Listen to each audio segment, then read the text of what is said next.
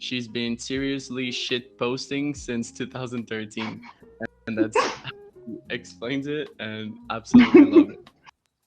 And not only that, but she began on Tumblr, animated text in fall 2012, and on the blog she primarily publishes original animated text GIFs that she makes.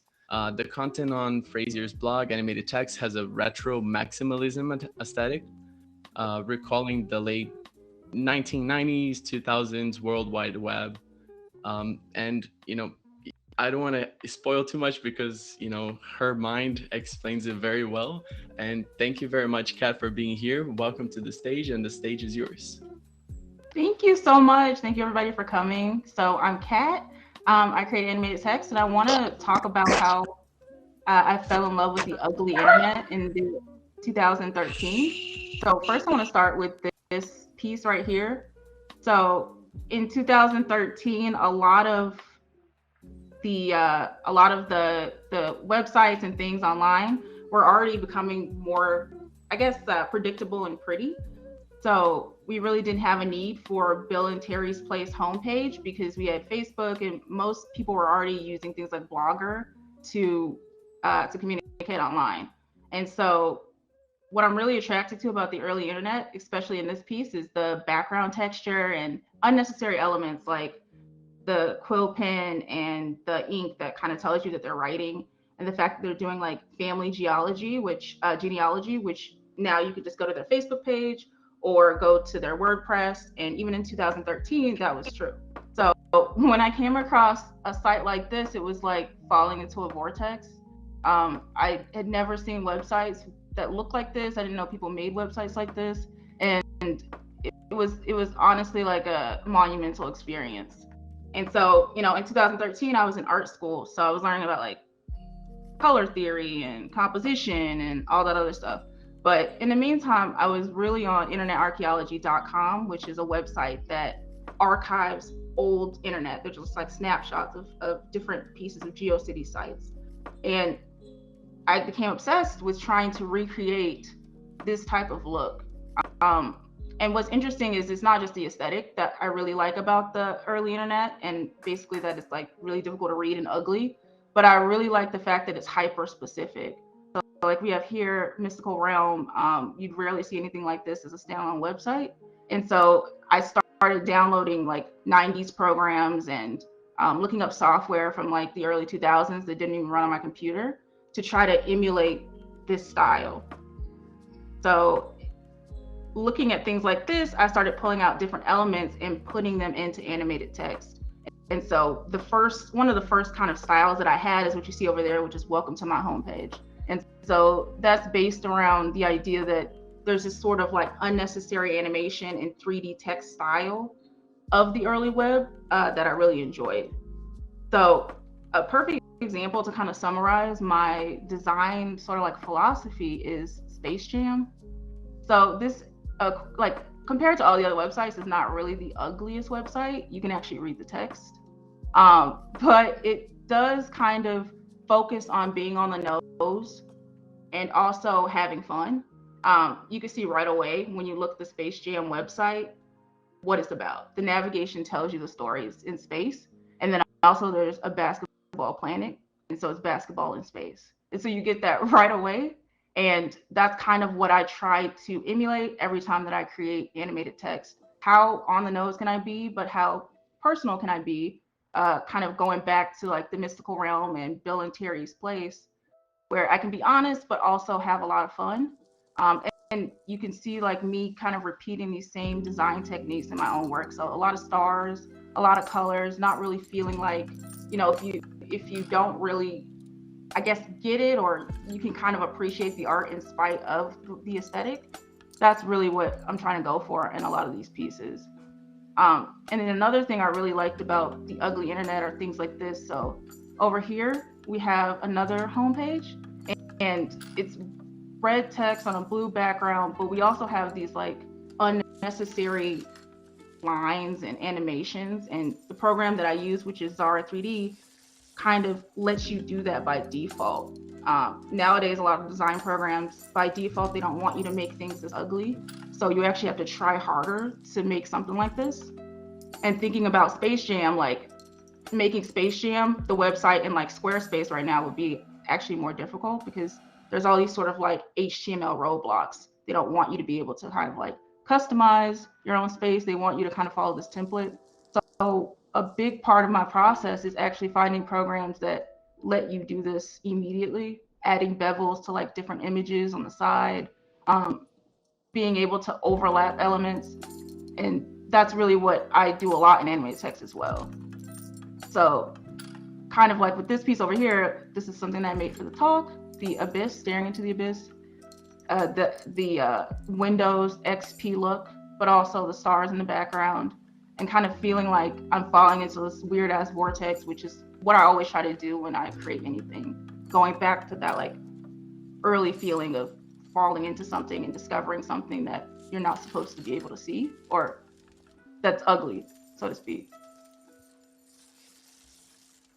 And like I said before, internet archaeology has all of these different screen grabs. And I think one of the coolest things about it is you see in the old internet that a lot of people really highlighted text. So images were a thing, but I guess because they were so big, the broken down, sort of like pixelated 3D text kind of gave you the ability to express yourself, but not maybe take up a lot of bandwidth. So, welcome to Universe Q, you'd maybe have like, welcome to my homepage in 3D, and then every other line is a different color. I feel like nowadays in a lot of like the web designs, it's minimalist and it has to be, just because people need to know, where to go and be able to easily read things. But for me, this type of piece is more personal, and shit posting is kind of like that. You just don't care about what other people think, and you basically make the most honest thing, even if it's simple and crude. And then another example is Howdy Partner, I'm Not Okay. So I'm obsessed with MySpace glitter gifs. You can make them online still. And so this is kind of like the type of stuff that you'd see on like your friend's page, or that you put on your own homepage, but you can easily make in like 5 seconds.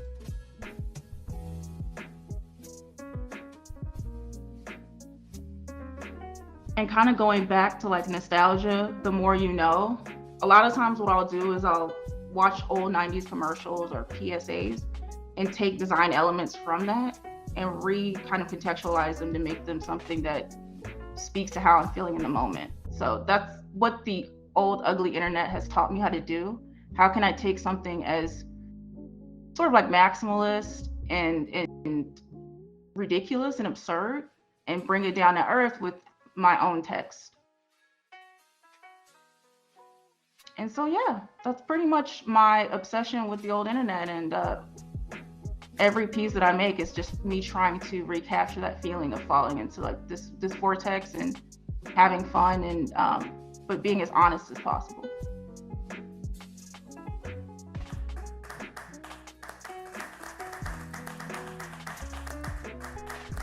Awesome. And I mean, it really shows, right? This feeling of the 2000s, the 90s, with the aesthetics as well. But one thing that I'm very curious to know is, for example, often and often again, you use current events and things that are happening, even this boom of the quote unquote metaverse and all, and bringing kind of this old school aesthetics and way of representing things to bring humor Mm-hmm. and talk about contemporary, right? And people resonate with that. And I would like to know kind of your opinion on you know this wave, if since there's so many people that relate to your art, where do you think that comes from? Is it from nostalgia? Is it from this wave of, let's say, maximalism, that people appreciate that and that's humor? How do you see communication mixing with your aesthetic choice for your art, as a way of communicating this? Yeah, I think I owe a lot of that to starting on Tumblr early and accepting requests from people. So at first, a lot of my stuff is just like aesthetic, just an obsession with aesthetic. I just make things like LOL or hello.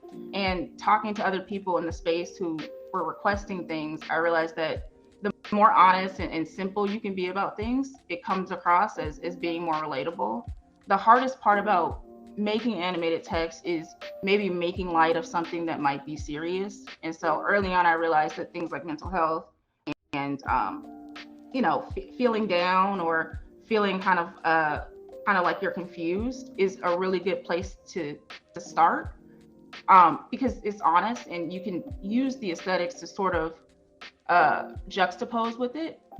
I always say that a lot of my stuff is like a narcissist with low self-esteem or something. It's like this sort of like mantra of, a really good animated text that is a good example of it is, I gotta look cute so people don't know I don't know math or something like that.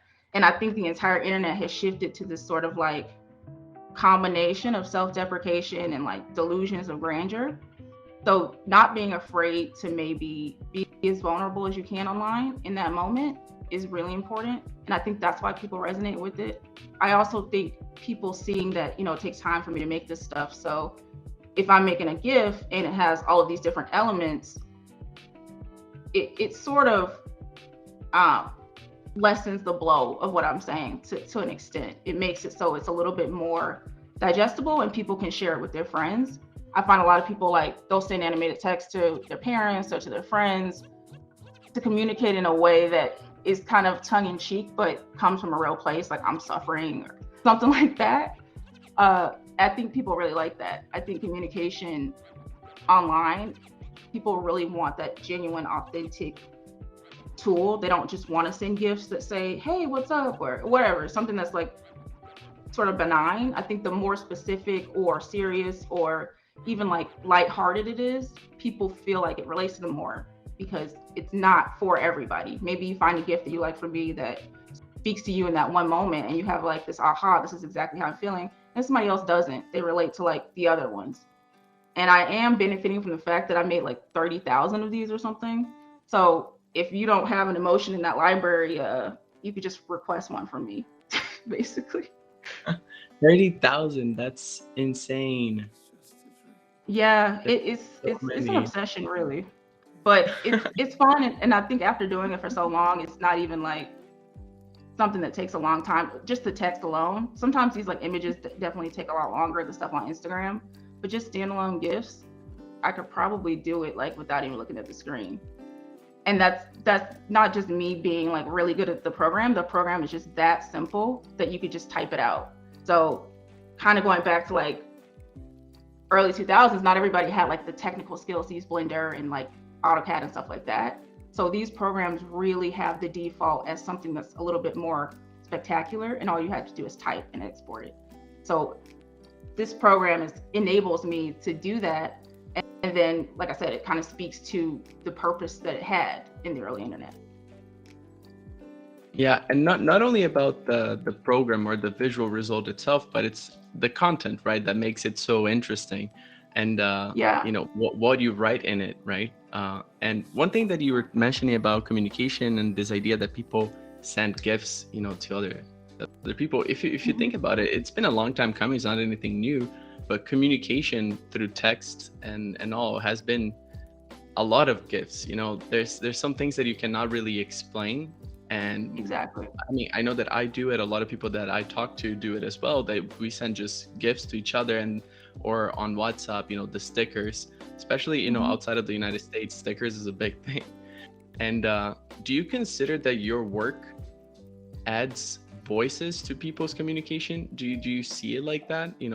There are potentially conversations going on that people are using this art to express how they're feeling, or adding humor to their conversation. Yeah, because a lot of the text that I make is based on like the current internet language. So for instance, I don't know if you guys remember this, but yikes being a big thing, or certain terms, or YOLO and stuff like that. Things that now people probably don't use anymore, but because I do animated text in real time, it's kind of like a time capsule. It's like a snapshot of how people talk. And that also goes back to me accepting requests along to making the stuff. So I kind of am able to document through the GIFs the way people spoke when I made the animated text. So for instance, there became a point where I put like a ban on people requesting things with the word swag in like 2014. I just couldn't handle it anymore. So it's kind of just like that, where the way people speak in language, it becomes a meme in and of itself, and it is integrated into animated text. So even scrolling back to like 2015 and seeing animated text with YOLO in it and knowing how popular it was then, is really indicative of how people spoke. And then now it's kind of its own archive of online language because I'm able to take requests but also speak the way the internet spoke at the time I made animated text.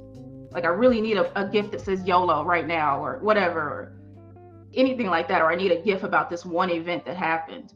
And that then becomes sort of a document of that time. Time capsule of communication. That's interesting. There's a lot that goes into that. One thing that I was thinking of, I would like to know your opinion, and this is like going a bit off tangent, but do you think, all right, let me phrase this. If the Earth exploded today, right? And everything that is on Earth just starts flying over in space, and the only thing that an alien civilization finds is your hard drive with 30,000 of these images. How much do you think they would understand of like humans, or what they would think of humans if they saw all of your animated text?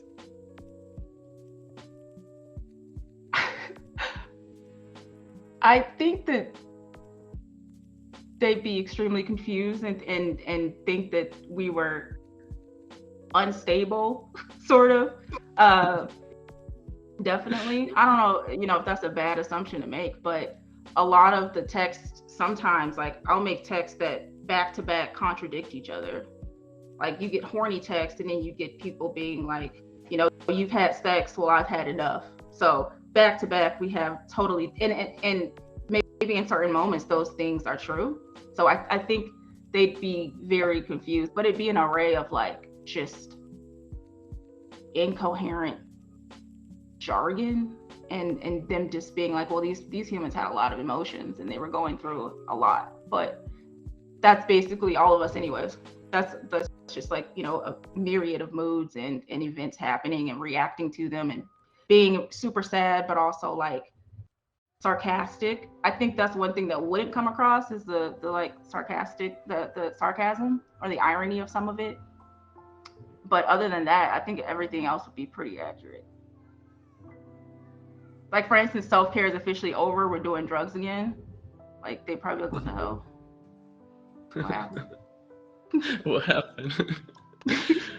Maybe that's why the Earth exploded. Exactly. They'd be like, oh yeah, we saw this coming. That's crazy.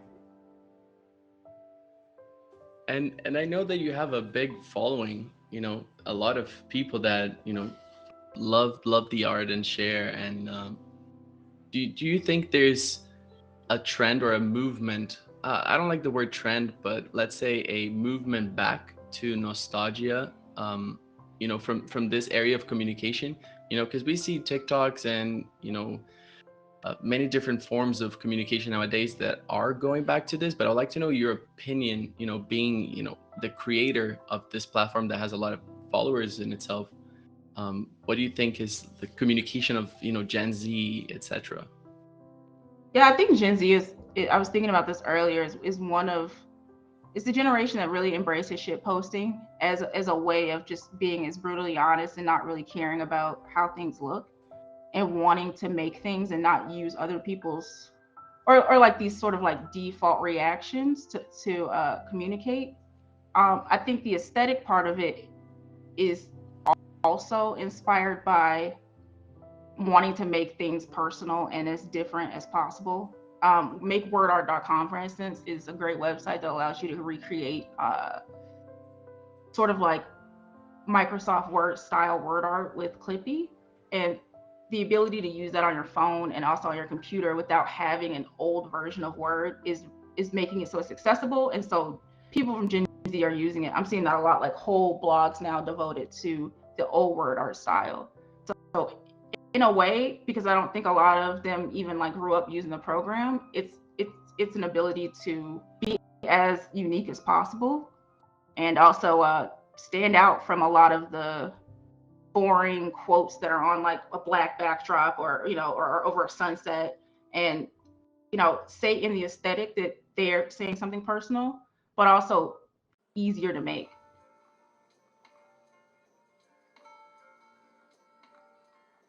I have a question. I Mm-hmm. have a question Go for it. because you mentioned that you used words like YOLO and swag, and these are a little bit more contemporary, I would say, than the visual style that you use, right? Like the visual style that you use is Yeah, the yeah, for sure. 90s, early 2000s, but YOLO swag that actually came with the boom of memes.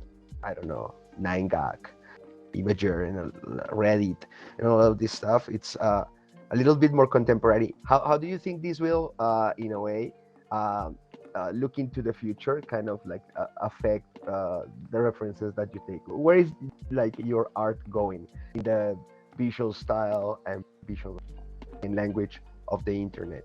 I'm not sure if I was clear. Yeah, no, that makes perfect sense. Yeah, I mean, like impact font, for instance, memes are, for instance, like way older than animated text, and the different types of like Dan cat and all those other type of memes, they are now like in the past, and you wouldn't use them unless it's ironic. So I see animated text as kind of having a full circle. The aesthetic is ironic because it's an aesthetic that's older, but the text is new, and then it will shift to a point where the text and the aesthetic are old. So then if you want to use it, it'll be this sort of like meta irony, and I've already seen people do it. Well, where they'll snag old animated text and maybe place it on a contemporary version of a meme, and doing that adds meaning to it aside from the original meaning. So I don't really see animated text, gifs, or even the visual memes meaning the same thing they do now that they do in the future. Um, it will always be kind of stuck in this perpetual circle of irony because that's how it started. So to sincerely look at a YOLO animated text, or I swag so hard I YOLO'd, right? Which is something that was really big in 2014. And using it today, you would not use it since like sincerely, you would use it ironically. And so it would just be this layer of just, I don't really mean this, but I want to use this to kind of emphasize whatever joke that I'm telling. So I see it kind of spiraling into like this cycle of irony.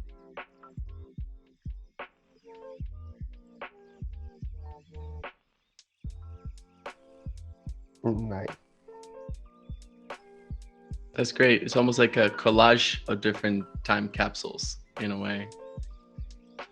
Yeah, it's really layered, and I think making these for so long and seeing kind of the progression of it, just starting out with just like animated text gifs alone being funny and ironic, because wow, like why would you make this in 2013 to this, the more you know, it requires you to have a knowledge of like so many things. You have to understand the more you know meme, and then you have to understand the internet and like the self-deprecating humor of today.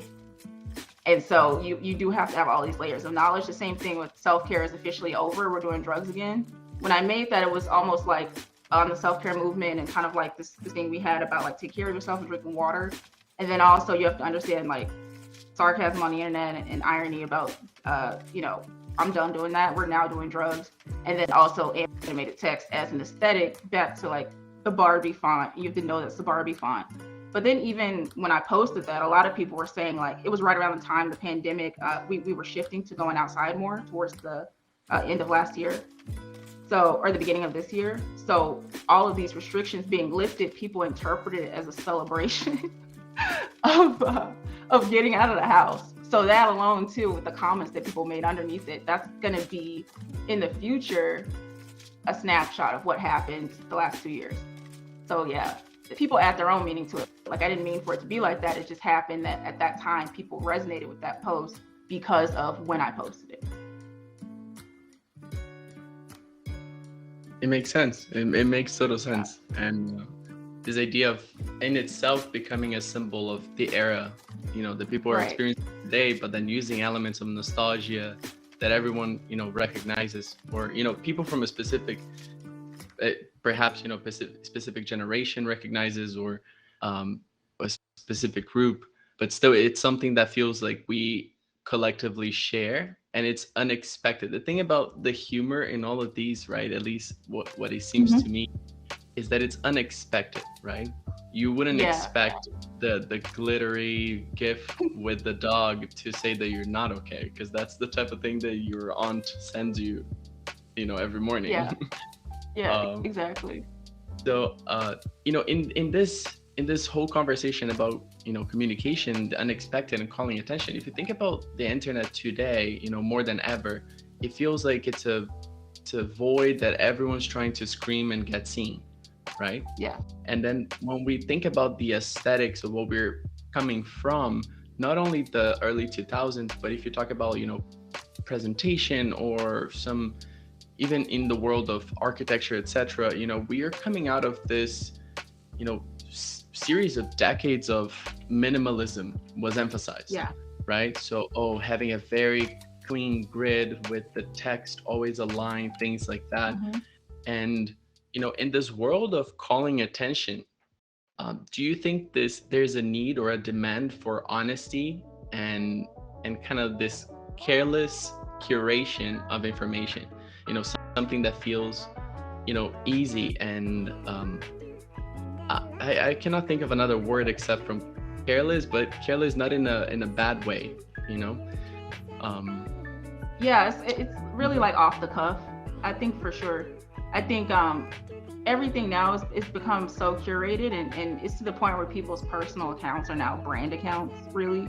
And so there is this need for people to just know what you're thinking and how you're feeling genuinely, and without the BS.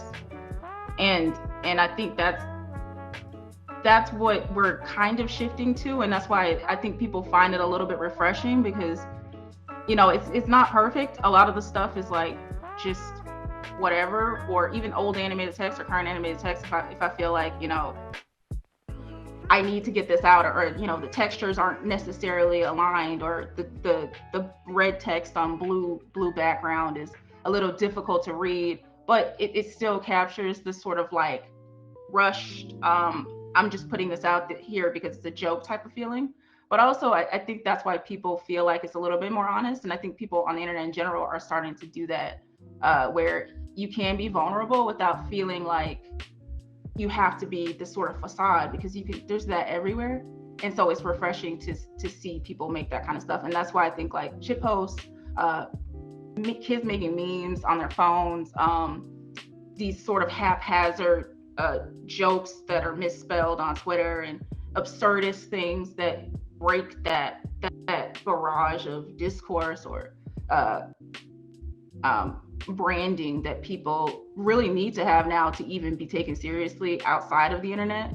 But online, going back to that feeling of like, I'm just talking with my friends, or I'm just having fun. That's really what I like about this. I want to always make things where you can feel like I'm having fun making it, because I am, but also not like I'm trying to persuade you or something, or convince you of something, because it's genuinely how I felt at that moment. So people being able to do that, people do that now everywhere, even on Instagram, like the surge of like word art accounts, or these sort of like finstas of shitpost accounts. That to me is the hallmark of the internet. Just, this is you outside of whatever sort of perception you want people to have. Great.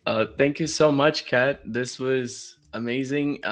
If anyone has any questions or comments to Kat, feel free. This is, open conversation. You can ask at any point. And I would just like to say thank you, Kat, so much for bringing, your communication style and your art to our stage, and where you're coming from with this, right? It's absolutely fascinating. And I think, a lot of us can take that as inspiration, this idea of honesty, just do it, no one is perfect, and breaking this layer, this veil of perfection, it's important so we can relate to each other as humans through this digital screen. I think that's one of the biggest lessons here, honestly. Thank you. This is dope. Thank you. Awesome. And then, yeah, yay. What's with the dolphins? I don't remember you mentioning them. All right. So I made a meme a long time ago on the train that says, I don't care what anybody says on the internet. I only care about garlic bread. But what I used was a dolphin with a headset, and ever since then I've used a dolphin with a headset as the avatar. It's sort of like extremely absurd, and even talking about it now makes absolutely no sense. But I think it's funny because it's almost like when people request gifts, for instance, they're kind of logging into a call center of animated text, and this dolphin is running the call center. It's ridiculous. There's no meaning behind it at all. If that makes any sense. I just think it's funny that a dolphin would be running this account. Yeah, maybe then it can be a dolphin with a VR headset. Yeah, At actually some that's really point. smart. Yeah. Awesome. Yeah. Thank you, Kat. Okay. I just find it funny that how we are in spatial in a VR stage, and looking at 3D versions and VR versions of Mhm. the early 2000s internet style. Like it's just quite an interesting mix, and Yeah, I feel like it brings so many possibilities. Sorry. it's hilarious. It's almost like I said, it's like commentary on commentary for us to talk about this old style of internet and like this new space. But like I said, even like this, the fact that we're able to do this is a feeling like I had, that I'm sure I had when I first saw these websites, or like at the beginning, or when people first started making these websites. It's like, oh, I can do anything now, right? Like I could put this trippy background on this text, and I know how to use GIFs, and I can like make my own website. And that feeling of freedom and in this new space is interesting, because I think that's where we are now here. Like I said, like I'd never seen my 3D text actually in VR. And so that to me is like a new opportunity and a new experience on the internet, um, that harkens back to the feeling that I'm sure all these people had when they first started their own web pages.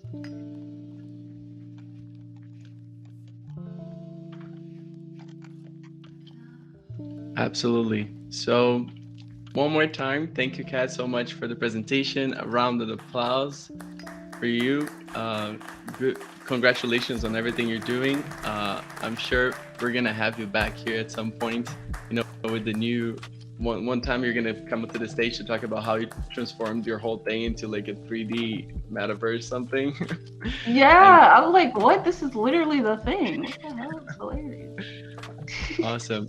And then also, before everyone goes off, I would like to announce the winner of the giveaway that we're doing. So for those that don't know, we every time you come to a virtual event at the stage, we issue a attendance token, and once you collect certain amounts, you know, every now and then we do a giveaway, and this time we're doing a giveaway with our new, you know, qualified members of the community for a VR headset. So this whole conversation that we're talking about, you know, actually experiencing this in virtual reality, you know, seeing, you know, the same way that Kat is now seeing her work in, you know, a 3D environment, etc. I know people in design and art in general would love to experience their own creations in virtual reality, and everyone that has experienced that they know it's an absolutely, you know, mind-blowing experience. So I am gonna share my screen with a wheel of the names of this giveaway contestants, and then we're gonna spin it and see who's the lucky fella. So let me this. So can you guys see the screen?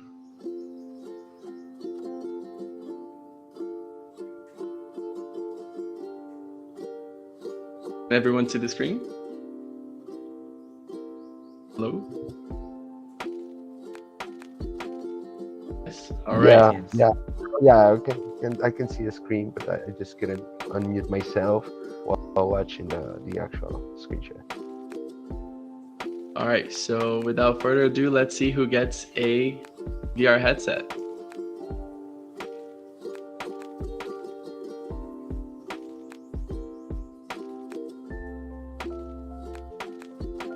Ganesh. Hey.